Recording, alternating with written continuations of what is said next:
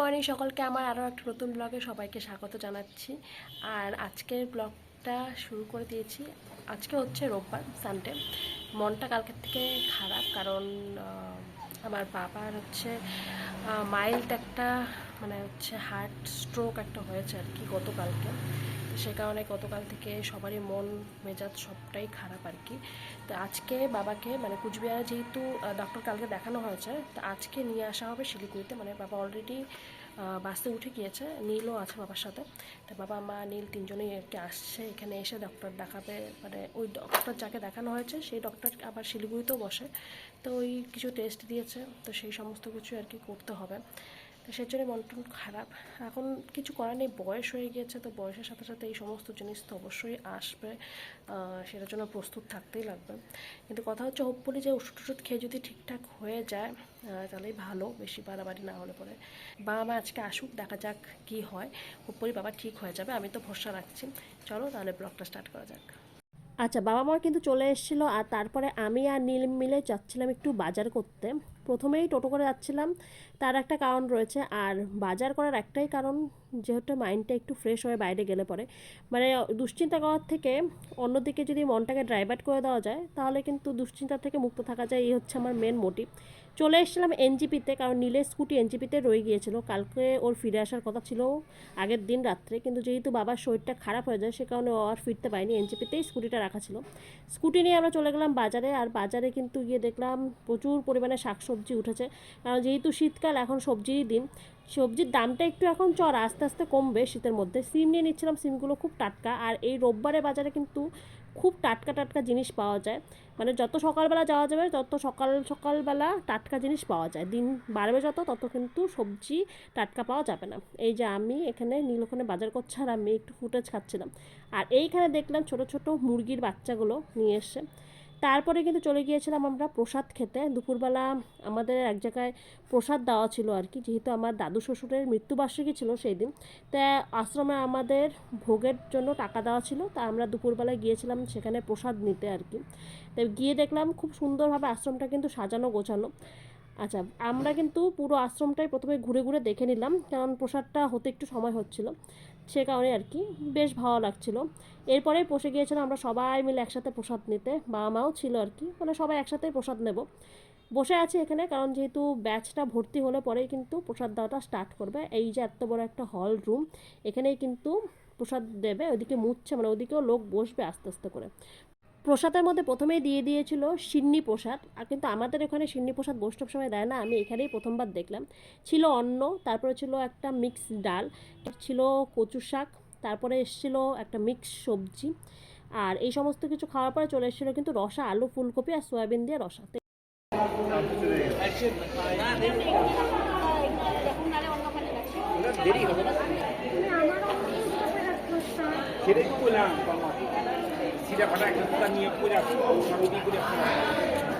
ভিডিওটা দেখে তোমরা কতটা বুঝতে পেরেছো জানি না। যেটা হয়েছে, এই যে জুতোটা দেখতে পাচ্ছ, এই জুতোটা অন্য একজনের। আর এখানে আমার মা জুতো রেখেছিল, নতুন জুতো। তো কেউ একজন এই ছেঁড়া ফাটা জুতোটা রেখে নিয়ে মা নতুন জুতোটা নিয়ে চলে গেছে। মানুষ প্রসাদ নিতে এসেও যে এই সমস্ত চিন্তাভাবনা নিয়ে প্রসাদ খেতে আসে, সেটা কিন্তু না দেখলে বোঝা সম্ভব না। আমাদের সাথে ঘটেছে, তাই আমি জিনিসটা শেয়ার করলাম আর কি। মানুষের চিন্তাধারা কতটা খারাপ হতে পারে। কিছু কিছু মানুষ, সবাইকে না, কিছু কিছু মানুষ এরকম আমাদের সমাজেও রয়েছে যারা এই সমস্ত কাজগুলো করে থাকে। তারা একটাবারও এইটা ভাবে না যে আমি যার জিনিসটা নিয়ে যাচ্ছি বা যে ব্যক্তিটার জিনিসটা আমি নিয়ে চলে যাচ্ছি সে কীভাবে বাড়িটা যাবে। তাই কিছু সংখ্যক মানুষ এরকম রয়েছে আমাদের সমাজে, যাদের চিন্তা ভাবনা কিন্তু এরকমই নিম্নমানের থেকে যাবে, কিচ্ছু করার নেই। চেয়ারগুলো ঠিক করে কি একবারে চেয়ারের উপরে বসে চলে আসলে? কত ভাব মারা যায় আর কি। আমাকে এখানে এসেও দেখা হয়েছে যে কিভাবে এই চেয়ারগুলো এমনি নষ্ট ছিল, এটাকে ঠিক করা না হলো। দেখি কেমন আছে, দেখি নতুন বসে দেখা তো। ঠিক আছে, চেয়ার ঠিক আছে, ওকে তিথি, চেয়ার ঠিক আছে, ঠিক আছে। খবর কি তোমার? ভালো, সুন্দর। তুমি বিরক্ত হয়ে গেল দেখি। না না, ভালো খবর, ভালো। হ্যাঁ, খুব ভালো খবর। মার তো খবর ভালো না, সেটা দেখেই বোঝা যাচ্ছে। তো তোমার তোমার তোমার খবর কি, সত্যি সত্যি বলো। হ্যাঁ তো এবার থেকে ওষুধ ঠিকঠাক মতন খাওয়া তো? হ্যাঁ হ্যাঁ অবশ্যই ওষুধ খাইতেই লাগবে আর কি। ওষুধ না খেলেই বিপদ। আর আপনার খবর কি? আপনার কোনো বক্তব্য আছে এই বিষয়ে? কোনো বক্তব্য নেই? আর যখন কোনো বক্তব্যই নেই তখন এই যে মিষ্টি খাও, বক্তব্য না থাকার খুশিতে। আরে খাও, আরে খাও খাও, খাও না, না মিষ্টি খাও। আরে নাও, সুগার যতক্ষণ ধরা পড়ছে ততক্ষণ তো খাও, নাও। তাও খাও, খেতেই হবে।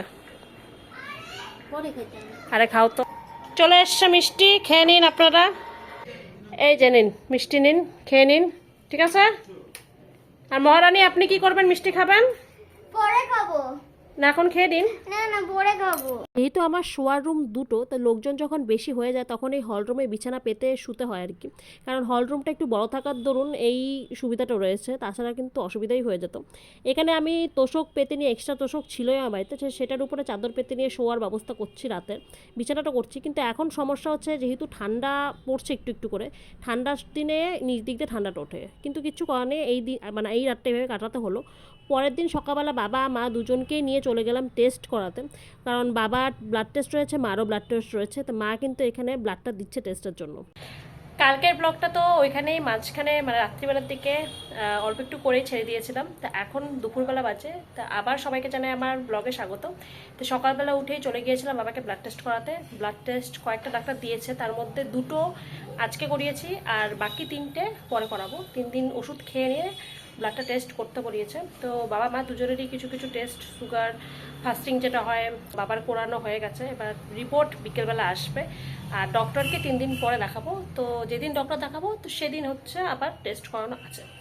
তো এই এখন আছে টেস্টের মধ্যে। এখন একটা সমস্যা হচ্ছে, সেটা হচ্ছে বাবার মুখটা ফুলে যাচ্ছে, মানে ঘুম থেকে ওঠার পরপরই মুখটা ফুলে যাচ্ছে, এই হচ্ছে অসুবিধা একটা। তাছাড়া তো কোনো মানে অসুবিধা নেই। দেখা যাক ডাক্তার কি বলে।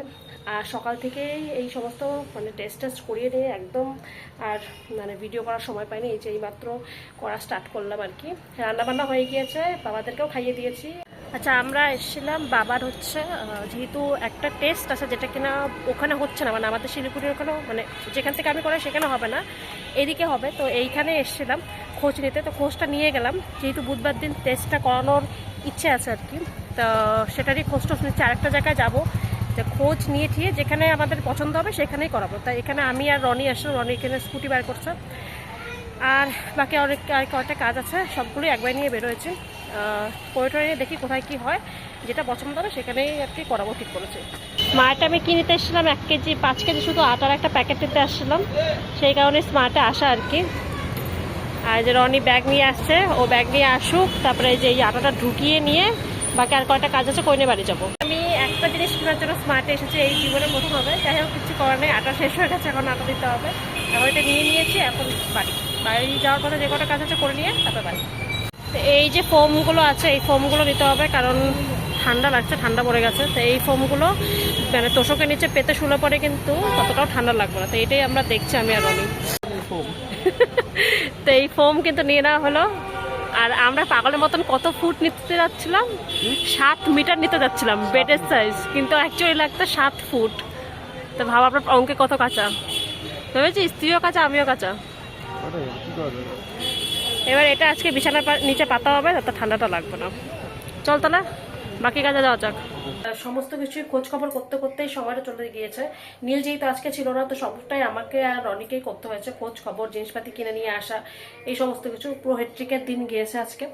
এখন রুটি বানাবো, তো রুটি বানিয়ে নিয়ে এদিকে রান্নাঘরের কাজ শেষ হয়ে যাবে, তারপরে রাত্রে খাইতে দাও, এদিকে রান্নাঘরের কাজ শেষ হয়ে যাবে, শুধু রাত্রে খেতে দেওয়া থাকবে, বাস এইটুকুই আছে। আর যে ফোমটা নিয়ে এসছি, একটা ফোম নিয়ে এসছি, সেটাকে পেতে আজকে আমি ওদিকে শোবো। কালকে রাত্রেবেলা খুব ঠান্ডা ঠান্ডা লেগেছে, কারণ কি না এখন যেহেতু ঠান্ডা পড়ে গেছে, তো নিচ থেকে ঠান্ডাটা ওঠে, যতই তোষক পাতা হোক না কেন তবুও ঠান্ডা লাগে। তো আশা করি আজকে আর লাগবে না। তো আগে এটা করে নিই, এদিকেরটা করে নিই, তারপরে ভাবছি ওখানে বিছানাটা পাতবো। এবারে একেবারে 5 কিলোর আটা নিয়ে আসা হয়েছে, কারণ যেহেতু বাবার আর আমার রোজ দিনই রাত্রিবেলা রুটি খেতে হয়। তা আগে তো আমি একটা একটা করে খেতাম, একটা দুটো, কিন্তু যেহেতু বাবাও এখন খায় আর সকালবেলাও ইদানিং মাঝে মাঝে রুটিও হয়, তো সে কারণে ভাবলাম একবারে ওই 1 কিলো 2 কিলো আনার থেকে একবারে 5 কিলো এনে রেখে দিই, তাহলে যখনই শেষ হয়ে যাবে, মানে অনেকদিন পরে শেষ হবে আর কি, বারবার করে আনতে হবে না। এখানে কিন্তু হল ঘরে আমার বিছানা কিন্তু প্রায় সেট হয়ে গিয়েছে, মানে বিছানা করে নিয়েছি আর কি। মশারিটা একটু বড়ই হয়ে গিয়েছে বিছানার তুলনায়, কারণ এটা মশারিটা বড় বিছানার জন্য, মানে আমার বক্স কাটার মশারি, সেজন্য একটু বড় বড় মনে হচ্ছে। বাকি এখানে আজকে নিচে যেটা নিয়ে এসছি ওটা পাতা আছে, তাই ঠান্ডাটা মনে হয় আর লাগবে না। রাত্রে ডিনার সবার হয়ে গিয়েছে আর সবাই শুয়েও পড়েছে। বাবা এদিকে টিভি দেখছে, বাবা মা তো অলরেডি ঘুমিয়ে পড়েছে, তিথি বাবা আমার সাথেই ঘুমিয়েছে।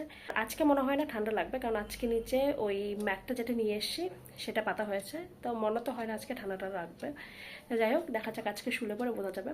আর আজকে রাত্রে ডিনার একদম সিম্পল ছিল, নিরামিষই ছিল, কারণ মাদের কয়দিন নিরামিষ খেতে হবে আর কি। মারা বুধবার দিন মাছ খেতে পারবে, একটা নিয়ম আছে। যাই হোক, নিরামিষই চলছে আমাদের, কালকে নিরামিষ হবে, পরশু দিন হয়তো মাছটা হবে। তো ব্লগটা আজকের এখানেই শেষ করবো। তোমাদের যদি এই ব্লগটা ভালো লেগে থাকে তাহলে চ্যানেলটাকে একটা সাবস্ক্রাইব করে দেওয়া অনুরোধ রইল। দেখা হচ্ছে পরের ব্লগে, ততক্ষণের জন্য সবাই সুস্থ থাকো, ভালো থাকো, বাই বাই।